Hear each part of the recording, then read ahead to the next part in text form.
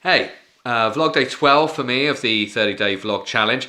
Today I'm just going to talk a little bit about the importance of taking action first and foremost, and how action takes precedence over anything else. So what I mean by that is, for example, if you spend too long thinking about the method or the setup or the how of what you're going to do, it might be difficult to go ahead and do it. The example I think of when I'm doing these vlogs is I've just been looking through a few other people who've done something similar, either a 30-day vlog challenge or video challenge or something similar to that.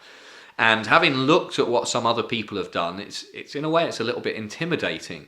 The first one I looked at when I just typed in 30-day vlog challenge into YouTube, and I guess you'll get different results depending on who you are and where you are when you type that in. But I got a vlog challenge came up, and I looked at the first one, and it was this beautifully shot this beautifully shot thing. The guy sat at a desk, had sort of props behind him and like a background set up. The camera was fixed, the lighting was fantastic, everything looked superb. I'm doing these little vlogs like this now, and there's no production value going into this. Just me holding a phone and talking to it. No real thought going into like backgrounds or whatever else. Like right now I'm just sat in my room and I have to do the vlog because the day's going to be over in an hour or so, and I've told myself that I have to do this every day, so this is what I'm doing. Before I'd started doing this, I'd gone out and looked at what other people had done too much, I might have been a little scared to do this, or I might have been caught up in thinking, oh, okay, I need to get a tripod, I need to get a proper camera, I need to make sure that I have it set up, I need to make sure I've got the angles right and the lighting right, and I need to make sure that I have the background right, or everything else like that. I might have scripted it. I think when I've seen some people do these things, it's obvious that what they put forward is very scripted. And currently, there's only, A, I'm not scripting it, and B, there's only been one day out of the 12 so far when I've had any clue what I was going to do with the next day of the vlog. Whereas it seems that, again, not only is the production quite structured for some people, but the process, the topics seem to be fairly structured as well, which they're not for me yet.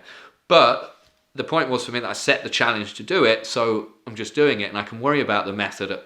I may worry about the method at another time. If I carry on doing vlogs after this 30-day challenge, I probably won't still do them daily. And at that point, I would maybe start to think about how I was producing the videos, or a little bit more about detail about what I was doing for the content.